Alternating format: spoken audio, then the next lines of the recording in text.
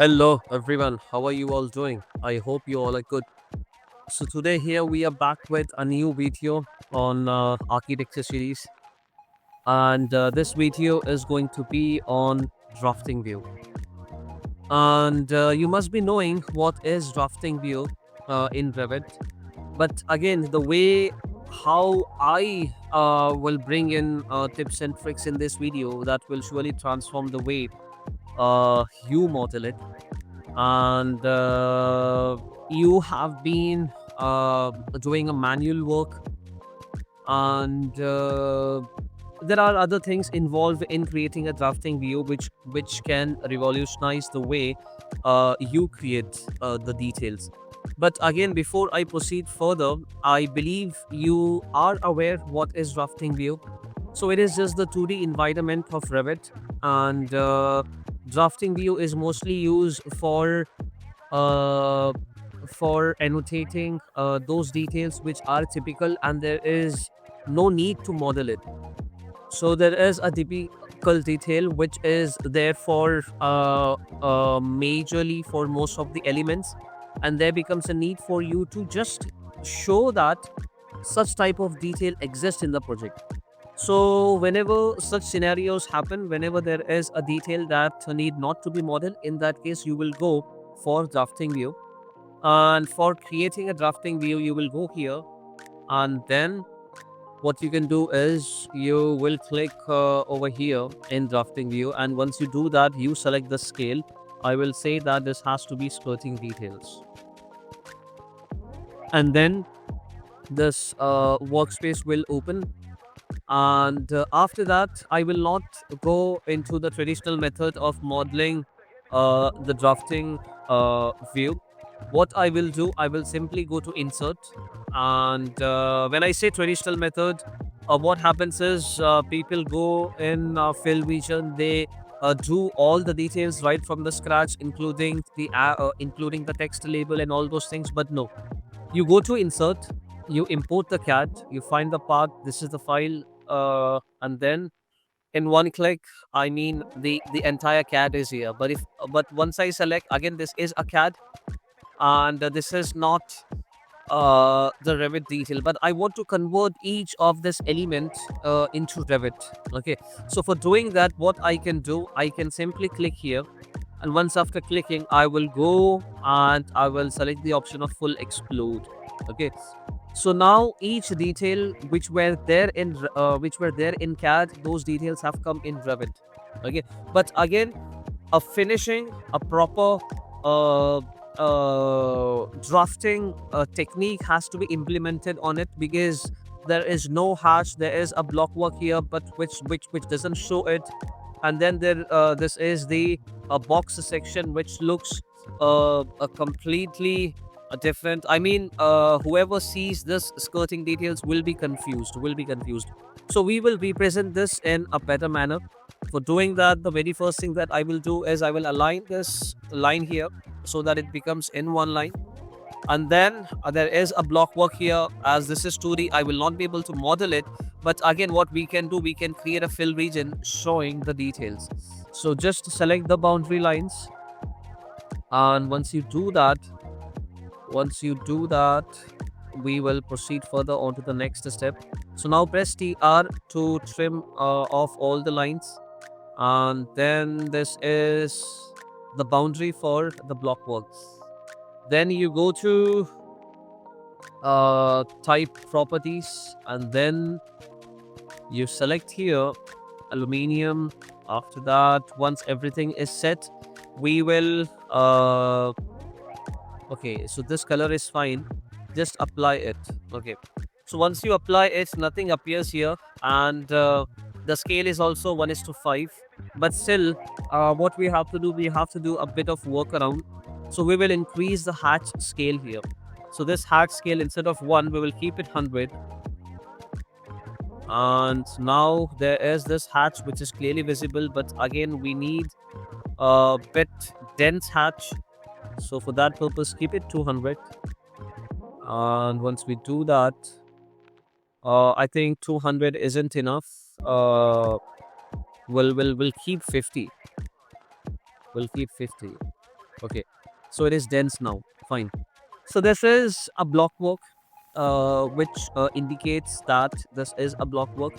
And now what we will do, there are some other details what we have to put in here. There is this concrete which says that this is a screed, and you know what is a screed. There is this concrete floor which is lying down, and on top of it there is this another concrete flooring which is provided just to fill in the gap, so that we get an elevated ground uh, for installing the tiles as well as the skirting.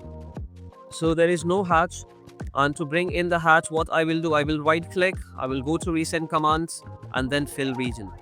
So again you select the boundary as we have done before, and once you select the boundary, just close the lines. After that, what you will do, you will press TR, trim away, and then everything is fine. So you go to duplicate, create another fill region for the concrete pattern is there, just bring in.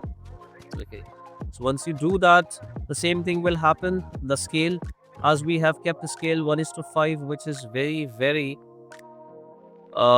big detail. So again, what we will do, we will keep these as 50. Fine, yeah. So what has happened, concrete has come in. There is this gypsum board which is coming in, and this is the impact resistant gypsum board. This is also in hidden line, which creates a confusion. So we will give hatch pattern to this also. So let me just click it here. All right.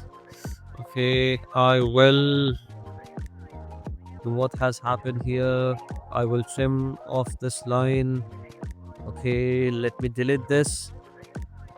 And now it's fine. So I want to give another fill pattern here. I will say that let this be what, gypsum board. Okay, gypsum boards, and then you come here, you select this cross hatch pattern. Again, we will not do the same mistake. We will change this to there's no scale for that. Let us see how it comes. But there is a problem. Shut, we came out of the command. Okay, let me do it again. We will create here. So this is the line. I didn't trim this off before. Okay, so here this is done. Duplicate this gypsum board, and once that is done, we give here cross hatch. Everything is set. Close this off.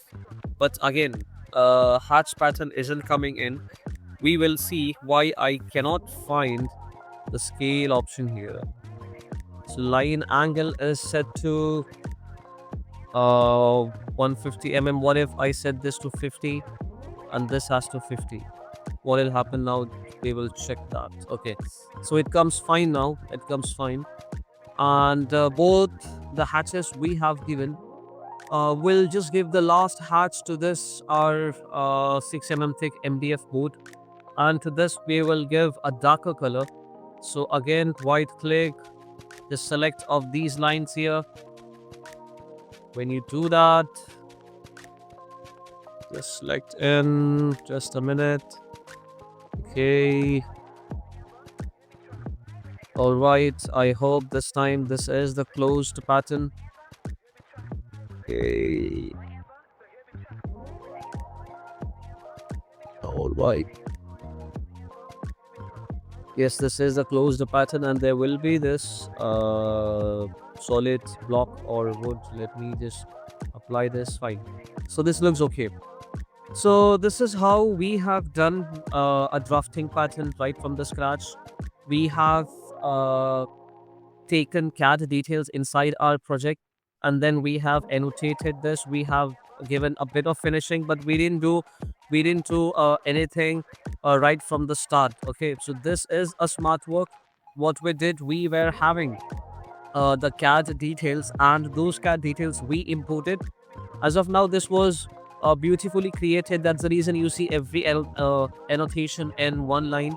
If you want to change this, you can change this, but again, the scale becomes very small. So if you go inside and check the size, this is 63 Okay. So the reason why there is a variation in these text sizes, because these details are imported from CAD. But again, just imagine, what if you don't have a time and you are going on to create these details right from the scratch? How much time will it take? But in one go, we created this drafting view. Now, with respect to the creation of the drafting view, I have taught you everything. But what if you want to import this drafting view in some another project without creating, okay, without spending this much time? You want these details in another project. How you will do it? Okay, so first of all, I will save this project, and once after saving this project, I will go here in downloads, and then I will, okay, let this be project 1. And what I will do this time, I will open another project, and this is the project in which I want to bring in my drafting view details without creating it. Okay, so this is a new project. This is project 2, this is project 1, and in project 2 you see here that there is no drafting view, nothing, there's nothing. Okay, so what we will do this time, we will go to insert and insert view from file, and then you will select the name of that project. Okay, and once you do that, drafting view comes in. You can import sheets, you can import schedules, you can do a bit more. Okay, so here skirting details are there. I will click here, okay, and once I do that, what will happen, all the families also will come along with it. And once you go here, you will see that drafting view is there, and this is the skirting detail. So again, what we have done, we have imported CAD, we have imported drafting view from one project to another without creating it. Again, there is this hatch which doesn't appear, so you know what you will be doing. You will just change the scale, and then it will be coming in. So yes, learners, I hope this video was useful to you. Drafting view, you will be interacting on daily basis. Again, there is a big difference between a drafting view and a legend. I will explain, but let me ask you a quick question. Can I place drafting view in multiple views? Okay, when I say multiple views, consider that there is this skirting details. This view, I want to place it on multiple views, okay, multiple sheets. Can I do that? Can I do that? When I say views, I meant multiple sheets. So if your answer is yes, please comment in the chat section, and then I will respond to it. So thank you, learners. Thank you. As always, let us rise and shine together. Thank you.